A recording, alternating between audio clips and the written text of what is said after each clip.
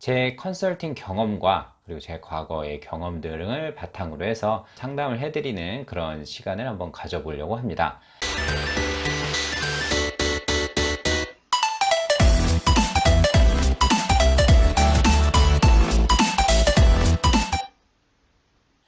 여러분 안녕하세요. 여러분 취업 인생의 터닝포인터 강사 문근영입니다. 자, 제가 여러분들과 강의를 한 지도 어느덧 꽤 시간이 흘렀는데요. 제 강의를 보시면서 여러분들이 저한테 궁금해하시는 그런 것들도 많이 질문해 주시고, 그리고 여러분들이 갖고 있는 고민거리에 대해서도 얘기를 좀 많이 해주고 계시는데, 오늘은 그 고민거리에 대해서 잠시 얘기를 해보는 시간을 가져보려고 합니다. 여러분들이 누군가한테 이렇게 툭 터놓고 얘기할 수 있는 그런 여건도 안 될 뿐더러 어떻게 하는 게 좀 맞는 건지 이런 부분에 대해서 잘 모르시는 것 같아서 제 컨설팅 경험과 그리고 제 과거의 경험 등을 바탕으로 해서 여러분들한테 오늘 고민을 상담을 해드리는 그런 시간을 한번 가져보려고 합니다. 자, 누구한테도 말할 수 없는 그런 고민들이 많이 있겠죠. 취업 준비생들이 갖고 있는. 그래서 그거를 오늘 총 3가지로 제가 이제 설명을 해드릴 예정인데요. 가장 빈도수가 많은 것 위주로 정리를 했습니다. 그래서 여러분들한테 꼭 도움이 되시길 바라겠습니다. 자, 먼저 첫 번째입니다. 제가 휴학을 하는 게 좋을까요? 아니면 졸업 유예를 하는 게 좋을까요? 이렇게 질문을 많이 하십니다. 그런데 이거는 나중에 면접에 갔을 때 여러분들이 결국에는 면접관들은 여러분들한테 공백기에 관한 질문을 던지게 되는 것입니다. 여러분들이 졸업을 유예하고 그럼 과연 그 유예한 기간 동안 무엇을 하셨습니까? 그렇게 질문할 수가 있을 것이고, 남자분들 같은 경우는 군 휴학을 제외하고 나서 나머지 한 번 혹은 2번에 더 만약에 휴학을 했다라고 했었을 경우에 그 기간 동안 과연 여러분을 무엇을 하셨고 그때 한 일에 대해서 깨달은 바가 무엇입니까? 이렇게 얘기를 했을 때 제대로 대답을 하지 못할 경우에는 여러분들이 오히려 이 공백기에 관한 질문으로 인해서 아킬레스건이 자극될 수 있는 그런 상황이 벌어질 수도 있습니다. 그렇기 때문에 이 공백기에 관한 질문을 어떻게 해결할 것인가를 먼저 생각을 해 주셔야 돼요. 그냥 무턱대고 휴학을 해야지, 졸업 유예를 해야지, 내가 성적 제이수를 해서 성적을 좀 더 끌어올려야 돼서 졸업 유예를 해야지, 난 돈을 벌어야 되기 때문에 인턴십을 해야 되기 때문에 그래서 휴학을 해야지, 막상 이렇게 하는 것보다는 나중에 여러분들이 면접을 간다라고 했었을 때 그 휴학하고 나서 혹은 졸업 유예했을 때 나서 면접관이 납득할 수 있을 만한 그 내용들을 제시를 할 수 있다라고 하면 저는 찬성입니다. 그런데 좀 전에 말씀드린 것처럼 단순히 제가 학업 성적이 조금 안 좋아서 이거를 재이수하기 위해서 했다거나, 아니면은 취업에 카더라 통신으로는 재학생 신분이 조금 더 유리하다라는 그런 얘기를 듣고서 그런 부분 때문에 졸업 유예를 해야 된다거나 이런 경우가 있는데, 엄밀히 말하면은 이게 좋다 저게 좋다 이런 거는 없겠지만, 결국에는 나중에 면접에서는 이 부분을 어떻게 얘기하느냐에 따라서 달라질 수가 있거든요. 그렇기 때문에 이 부분에 대한 준비를 명확하게 할 수 있다라고 하면 저는 졸업 유예든 아니면 휴학이든 찬성하는 편입니다. 좀 더 준비를 완벽하게 한 다음에 취업 시장에 뛰어드는 것도 나쁜 방법은 아니거든요. 그런데 나중에 거기에서 면접을 갔을 때 그 부분에 있어서 여러분이 대답을 할 수 없는 그런 상황이 벌어진다라고 하면 오히려 여러분들한테 그게 더 아킬레스건으로 작용할 수 있다. 이런 부분 꼭 기억해 주셨으면 좋겠습니다.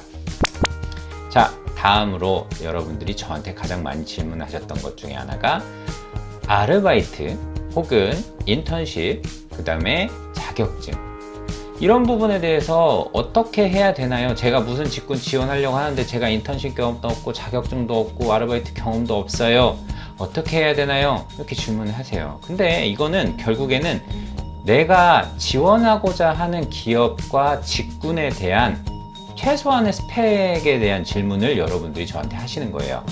자, 예를 들면 전기나 전자 관련된 그 학생들, 전공을 한 학생들이 기본적인 기사 자격증이나 아니면 기능사 자격증 이런 부분이 없는 상태에서 회사에 지원을 한다라고 하면 남들은 다 갖고 있는 무기를 나는 안 갖고 있는 상태에서 지원을 하는 거나 마찬가지라고 저는 말씀을 드리고 싶어요.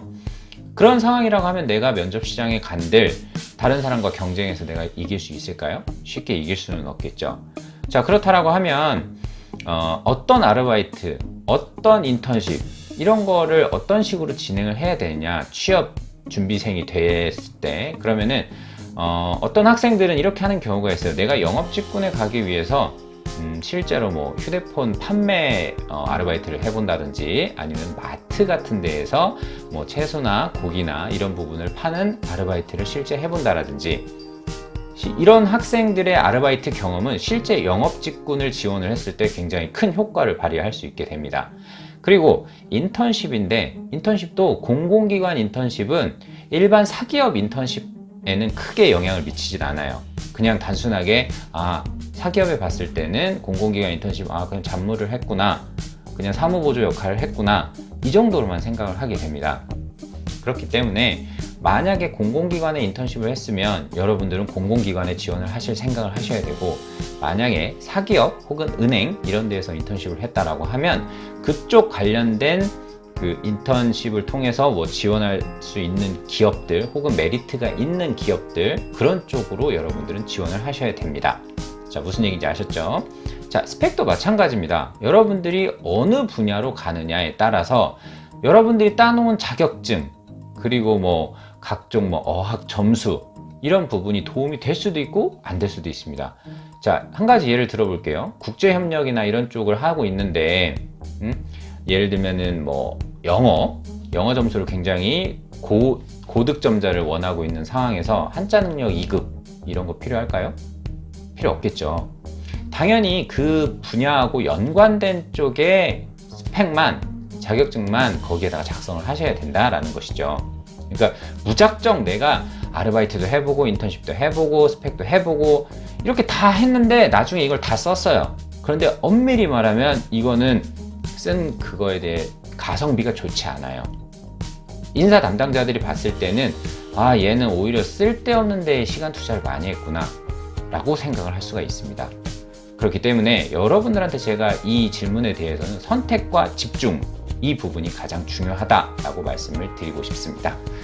자, 마지막으로 저는 공기업으로 가야 될지 사기업으로 가야 될지 잘 모르겠어요. 이거는 흔히 말해 여러분들의 진로 고민입니다. 진로인데 여러분들 이거는 답이 딱 정해져 있어요. 내가 만약에 진짜 안정적인 삶을 살겠다 라고 하면 무조건 공기업만 준비하세요. 그런데 나는 안정적인 것보다 내가 좀 더 일도 더 열심히 해보고 싶고 좀 더 적극적이고 그냥 돈 많이 주는 그런 직업, 그런 회사를 가고 싶다라고 하면 그럼 사기업을 준비하셔야 됩니다. 그런데 난 아직 잘 모르겠어요 라고 하는 학생들이 대다수인데, 이런 학생들은 둘 다 준비하셔야 됩니다. 자, 어떻게 둘 다를 준비하냐? 준비해야 되는 폭 자체가 당연히 너무 넓죠.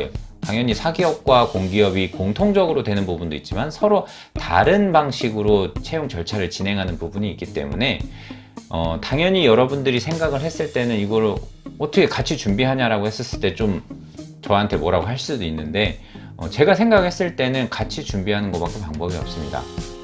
당연히 취사 선택을 하지 않은 상황에서는 무엇인가 뚜렷하게 내가 이거 해야지 저거 해야지 정해지지 않은 상황이기 때문에 무엇이든지 여러분은 다 하셔야 돼요. 그러면 역으로 생각을 했을 때 여러분들이 빨리 둘 중에 하나를 선택을 하게 되거나, 혹은 전형 절차가 거의 유사한 경우라고 하면 그런 데를 취사 선택하셔가지고 공기업이든 사기업이든 같이 진행을 하셔야 된다는 거죠. 자, 쉽게 요약해서 말씀을 드리면 교집합으로 같이 준비할 수 있는 기업들이 분명히 있어요. 공기업이든 사기업이든. 그런 직군을 선택을 하셔서 여러분들이 도전을 하셔야 된다는 것이죠. 자, 오늘 제가 짧게 여러분들이 저한테 궁금해하는 뭐 베스트 3라고 저는 그냥 이렇게 꼽아봤는데요. 다음번에도 이런 기회가 있으면 제가 여러분들한테 충분히 좀 설명을 해드릴 예정입니다. 오늘 제가 설명드린 세 가지는 가장 여러분이 저한테 그동안 많이 질문해 왔던 리스트이기 때문에 짧게 설명을 해 드렸는데요. 나중에 이 부분에 대해서도 추가 질문이 있으면 제가 이 부분도 하나의 강의로 만들어서 여러분들한테 보여드릴 수 있도록 그렇게 하겠습니다. 자, 저는 항상 여러분들에게 여러분들의 취업 인생을 멀리서나마 응원하겠습니다. 여러분 취업 인생의 터닝포인터 강사 문근영이었습니다. 감사합니다.